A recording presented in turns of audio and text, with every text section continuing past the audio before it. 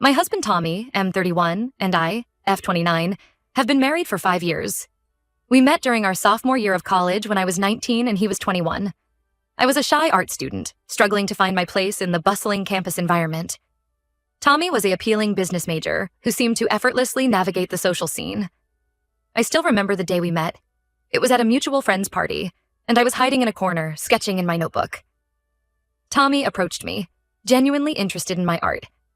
He was the first person who didn't dismiss my passion as a hobby. We talked for hours that night, and he asked for my number before leaving. Our relationship moved quickly. Tommy was my first serious boyfriend, and I was swept off my feet by his charm and attention. He'd surprise me with flowers after class, leave sweet notes in my textbooks, and plan elaborate dates. I felt like I was living in a romantic movie. Looking back, there were red flags I chose to ignore. Tommy could be possessive, often getting jealous when I spent time with my male classmates on group projects. He'd make subtle comments about my clothes, suggesting I dress more appropriately. At the time, I interpreted this as him caring about me, not wanting to control me. After graduation, Tommy landed a job at a prestigious accounting firm in the city. I was still figuring out my career path, so I took a job as a barista to pay the bills while building my design portfolio. Tommy proposed a year later, and I said yes without hesitation.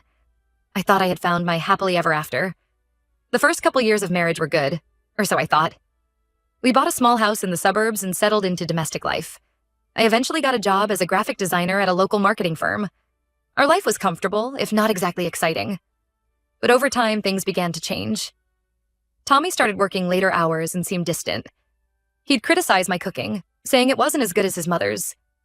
He'd make snide comments about my job, implying that it wasn't as important as his.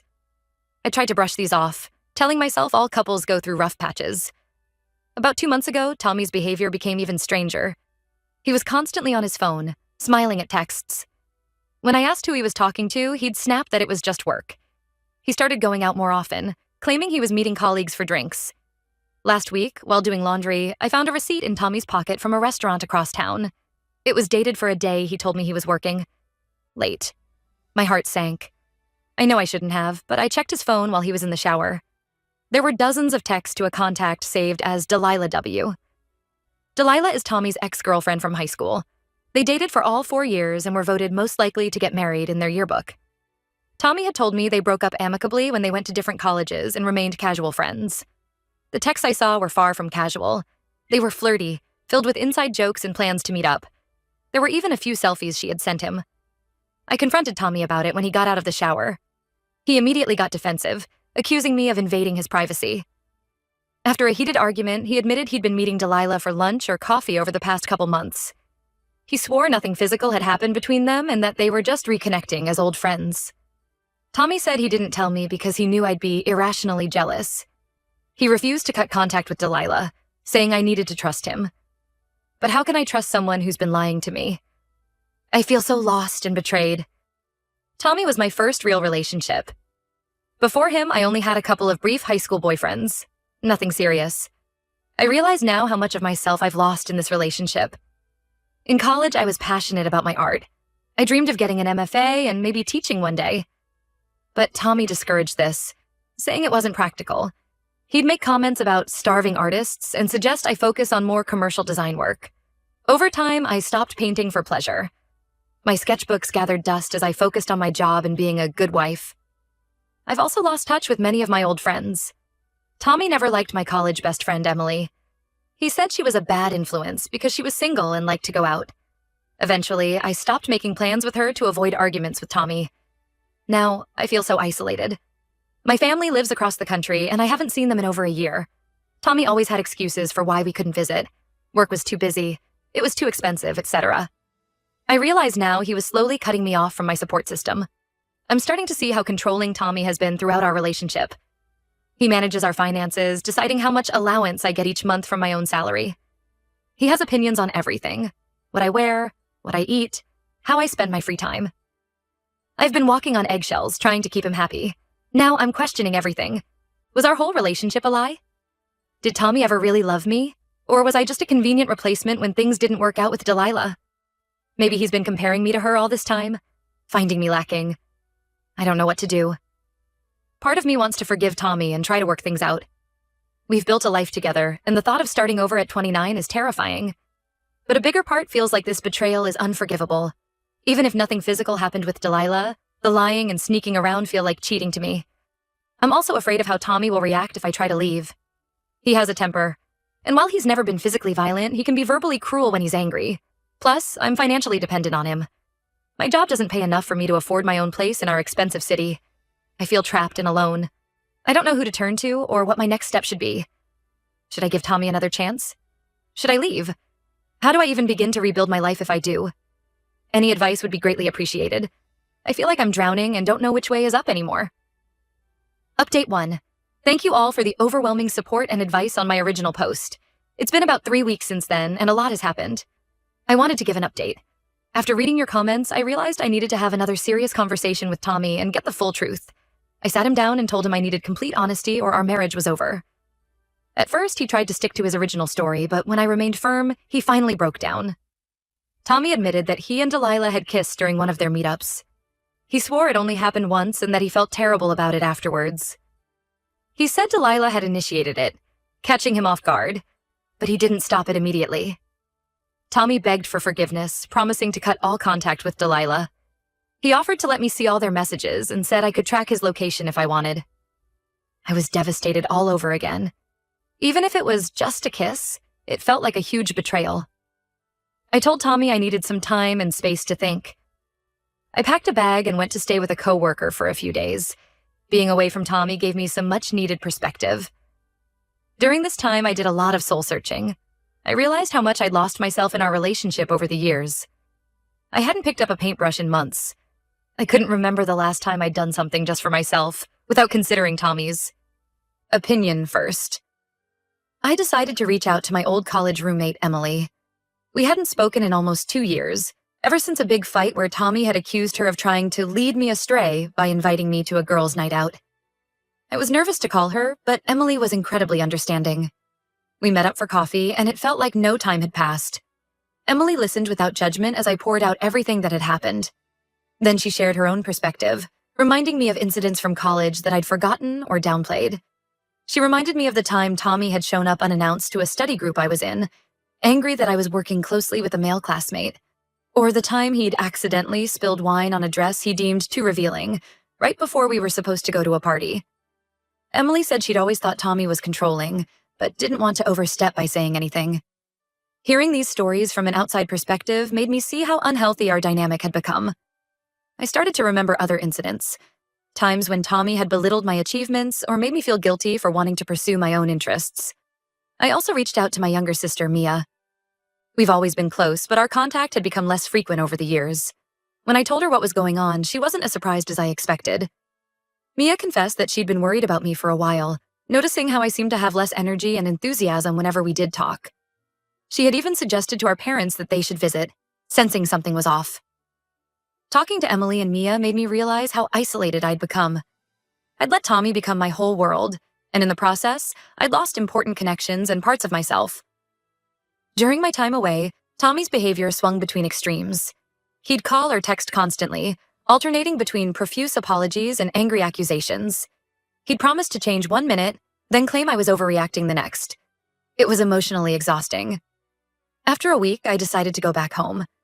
I felt I needed to face the situation head-on to make a final decision. When I arrived, the house was a mess. It was clear Tommy hadn't been taking care of himself. There were empty takeout containers everywhere and a worrying number of empty beer bottles. Tommy broke down when he saw me, begging me not to leave him. He promised to go to counseling, to be better. For a moment, I was tempted. The thought of throwing away 5 years of marriage was terrifying. But then I looked around at our home. A home I realized I'd never felt truly comfortable in, and I knew what I had to do. I told Tommy I wanted a divorce. He didn't take it well at first. There was a lot of crying, bargaining, and anger, but eventually he seemed to deflate, as if accepting the inevitable. We're now in the process of separating our finances and figuring out next steps. It's painful and complicated, but I know it's the right decision for me. I'm scared about starting over at 29, but also excited about the possibilities. I've moved in with Emily temporarily while I figure out my living situation. It feels good to have my old friend back in my life. She's been incredibly supportive, even helping me set up a small studio space in her spare room where I can start painting again. I'm also reconnecting with my family. My parents were upset that I hadn't told them what was going on sooner, but they've been very supportive. They're even talking about helping me financially so I can apply to that MFA program I always dreamed about. There's still a long road ahead. I know there will be difficult days and moments of doubt. But for the first time in a long time, I feel hopeful about my future. Thank you all again for helping me see things clearly. Your support gave me the courage to stand up for myself and choose my own happiness. Update 2. It's been about 3 months since my last update, and I wanted to share how things have been progressing. The divorce process is underway, and while it's been challenging, I'm feeling more confident in my decision with each passing day. Tommy initially tried to drag things out, his behavior swinging wildly between begging me to reconsider and lashing out in anger. There was one particularly unsettling incident about a month ago. Tommy showed up at Emily's place unannounced late one night, clearly drunk. He started yelling, demanding to see me and accusing Emily of turning me against him. We had to call the police to get him to leave. It was scary, but also eye-opening. I realized how much I'd been walking on eggshells around his moods for years, always trying to manage his emotions to avoid scenes like this. After that incident, I got a temporary restraining order against Tommy. It felt like an extreme step, but Emily and my family convinced me it was necessary for my safety. Tommy's behavior has been more subdued since then, though he's still trying to delay the divorce proceedings. On a more positive note, I've started painting again. Emily helped me set up a small studio space in her apartment, and I've been spending every free moment there. It feels like rediscovering a part of myself that had been dormant for too long. I forgot how therapeutic it could be to lose myself in the creative process. I've also been focusing on rebuilding other aspects of my life. I've reconnected with several old friends from college, and we've started having regular game nights. It's been wonderful to laugh and just enjoy the company of others without feeling like I'm being judged or monitored. My relationship with my family has improved too. My parents came to visit for a week, and it was the most time we'd spent together in years. They were upset at first that I hadn't confided in them sooner about the problems in my marriage, but they've been incredibly supportive. My dad even helped me start the process of untangling my finances from Tommy's, which has been a huge relief. Financially, things are tight. I'm still working at the marketing firm, but I've also picked up some freelance design work to make ends meet. It's not easy, but it feels good to be self-reliant. I'm learning to budget and manage my own money for the first time in years. I ran into Delilah, Tommy's ex, at a coffee shop last week. It was awkward at first, but we ended up talking for a while. She apologized for her role in the situation and revealed that Tommy had told her we were separated when they reconnected. It doesn't excuse her actions, but it was oddly validating to hear that Tommy had been lying to her too. Delilah also shared some stories about their relationship in high school that made me realize Tommy's controlling behavior wasn't new. As for Tommy, I've heard through mutual friends that he's been telling people I left him for no reason, painting himself as the victim. It stings, but I'm trying not to let it bother me. I know the truth, and that's what matters.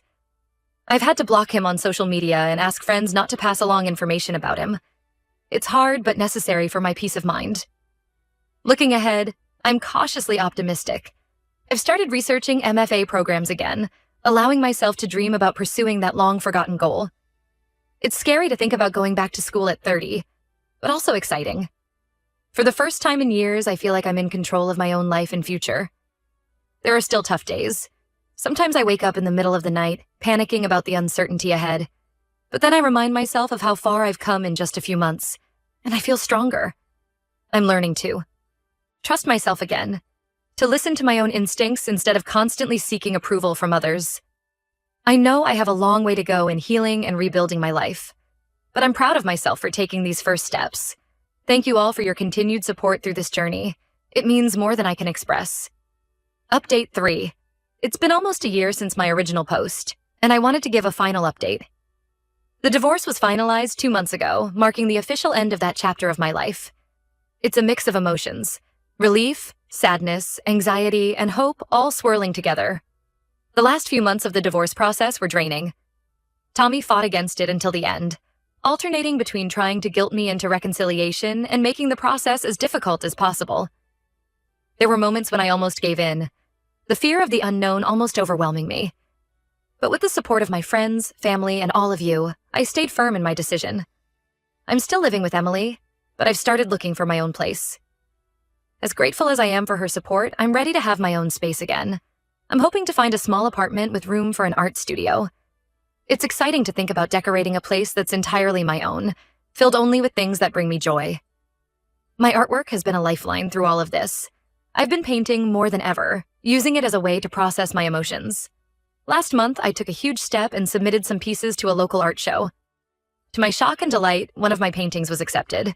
Seeing my work displayed in a gallery, even a small local one, was a surreal and affirming experience. This success gave me the confidence to finally apply to MFA programs. I've been accepted into a part-time program at a nearby university, which will allow me to continue working while studying.